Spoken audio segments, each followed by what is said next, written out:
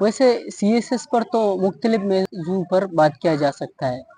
CSS यानी central superior services exam, जो पाकिस्तान के सबसे ज़्यादा टफ एग्ज़ाम माना जाता है, जिसमें एक साल में हज़ारों की तादाद में स्टूडेंट्स अप्लाई कर जाते हैं और उनमें से सिर्फ 300 या 350 स्टूडेंट्स पास आउट हो जाते हैं, अलोकेट हो जाते हैं।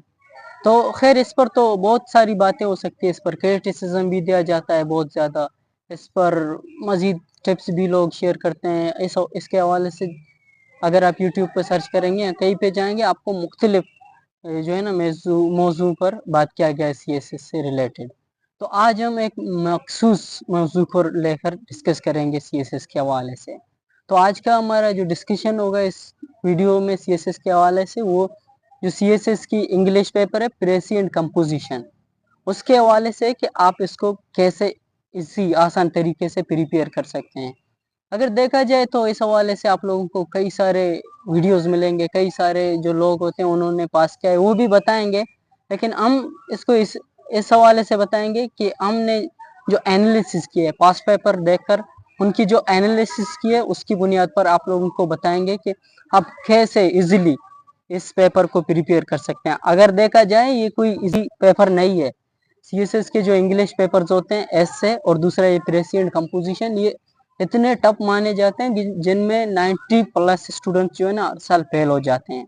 तो हम इस पर कुछ टिप्स शेयर करेंगे जो हमने अपने एनालिसिस से या अपने रिसर्च से अखज़ किए हैं, जो हम आप लोगों के सामने शेयर करेंगे। मैं इस हवाले से जो मैंने ऑब्जर्व किया, जो मैं पढ़ रहा हूँ, सीख रहा हूँ, जो स्टडी कर रहा हूँ इस हवाले से, तो मैं अपने जो है ना एक्सपीरियंसेस की बुनियाद पर आप लोगों को बताऊंगा।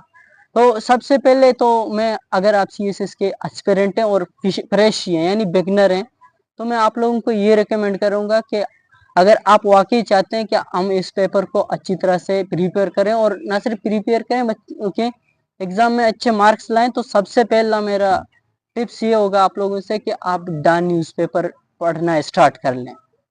डन न्यूज़पेपर पढ़ना स्टार्ट करने से ये होता है कि सबसे पहले तो आपकी रीडिंग डेवलप हो जाती है।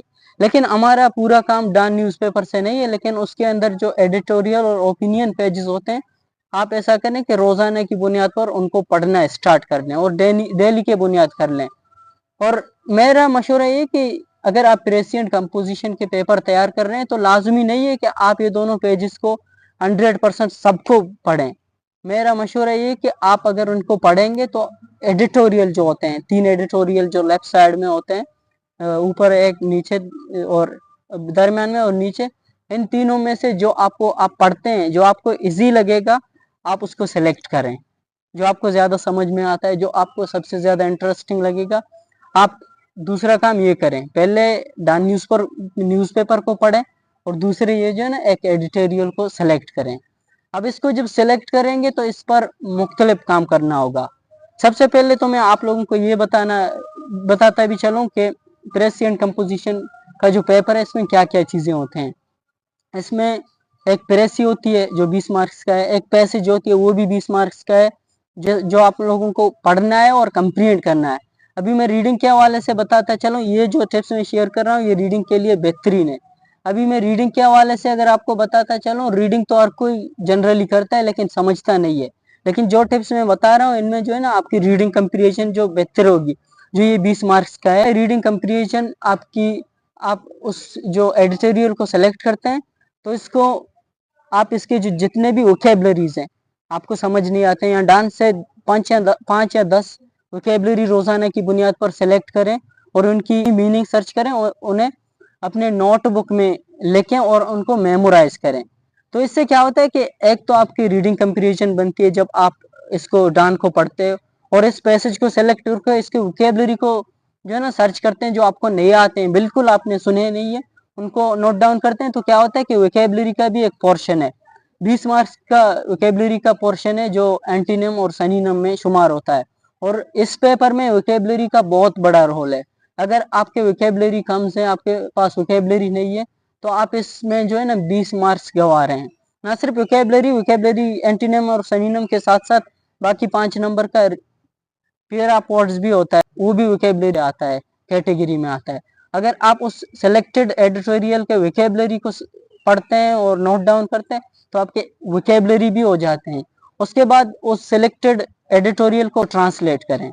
अब ट्रांसलेशन में क्या होता है, एक तो प्रेजेंट कंपोजिशन के पेपर में 5 या 10 नंबर का ट्रांसलेशन का भी पोर्शन है, ट्रांसलेशन भी हो जाता है और इसके साथ साथ आपका रीडिंग कंप्रीहेंशन बनता है। जो रीडिंग है ये एक स्किल है ना, वो स्किल जब तक किसी के पास ना हो, वो हजारों किताबें पढ़ ले समझ नहीं पाता है कि क्या हो रहा है, न्यूज़पेपर पढ़ ले वो समझ नहीं पाता है कि क्या बोल रहा है ये जो तहरीर लिखा गया है। तो आप इसको जब ट्रांसलेशन करेंगे तो आपका कंप्रीहेंशन बढ़ता जाएगा और जो रीडिंग का स्किल है ये स्किल डेवलप होता जाएगा। तो सिलेक्टेड को ट्रांसलेशन करें और उसके बाद या तो उसको अपने इंग्लिश में कन्वर्ट करें, अपने इंग्लिश में लिखें, अपने अल्फाजों में लिखें, या फिर उसका प्रेसी बना दें। अब अगर प्रेसी, मैं मोस्टली आपको रिकमेंड करूंगा कि आप प्रेसी बना लें। प्रेसी के से क्या होता है कि प्रेसी तो आप लोगों को अगर पता नहीं है तो आप वो यूट्यूब पे सर्च करें, 5-10 मिनट का वीडियो मिलेगा, आपको पता है कि कैसे करना है। तो उसका प्रेसी बनाएं 1/3 वर्ड से, अपने अल्फाज से। वो जो रूल्स होते हैं वो आपको 5 मिनट की वीडियो से मिलते हैं कि कैसे हैं, तो आप उसका प्रेसी बना दें। अभी प्रेसी बनाने से क्या होता है कि एक तो आपकी जो राइटिंग है वो भी बन जाती है, साथ साथ प्रेसी की भी जो है ना प्रैक्टिस हो जाती है। और फाइनली जब आप अपना प्रेसी लिखेंगे उसको किसी एआई टूल या ऑनलाइन ग्रामर चेक करने वाले ऐप से सर्च कराएं। अब इसका फायदा ये है कि ये आपके जो इंग्लिश में अक्सर हम गलतियां करते हैं, लिखते हैं, हमें पता नहीं कि हम गलतियां कर रहे होते हैं, लेकिन सच्चाई ये है कि हम गलतियां कर रहे होते हैं। तो जब आप ऐसे किसी ऑनलाइन सोर्स के पास जाएंगे कि इसके ग्रामर को चेक करो, तो आपको अंदाजा होगा कि क्या क्या मिस्टेक्स हैं आपके ग्रामर के अंदर, आपके राइटिंग के अंदर ग्रामेटिकल मिस्टेक्स होते हैं, जो वर्ड यहाँ पे कॉन्टेक्ट जिस कॉन्टेक्स्ट पे यूज नहीं हो रहे थे आप यूज करते हैं, आपको ओवरऑल ये बताते हैं। चैट जीटीपी से भी आप सर्च करा सकते हैं, ग्रामरली से, डॉक से, यू डिक्शनरी से, गूगल से, और कई सारे प्लेटफॉर्म रहेंगे। तो आप फाइनली अपने तहरीर को वहां से चेक कराएं। और सबसे बेहतरीन पार्ट मेरे ख्याल से यही है, क्योंकि हमें लगता है कि हमारा इंग्लिश सही है लेकिन अक्सर हम मिस्टेक्स कर रहे होते हैं। तो इससे आपके मिस्टेक्स जो राइटिंग के अंदर होते हैं वो निकल जाते हैं इस प्रैक्टिस से। यानी आप कुछ मिनट्स देकर ये कर सकते हैं और कुछ महीने तक अगर आप ये रेगुलरली करेंगे तो आपका ये पेपर मैं गारंटी लेता हूँ कि बेहतरीन होगा। 50+ मार्क्स आप ले सकते हैं। हालांकि स्टूडेंट्स 40 मार्क्स भी नहीं ले पाते हैं, मोस्टली फेल हो जाते हैं। अगर आप इस तरह से इस पर काम करना शुरू करेंगे, अगर आप प्रेशी भी हैं 5 या 6 महीने के अंदर रेगुलरली करने से इंशाल्लाह ताला आपका ये पेपर हो जाएगा।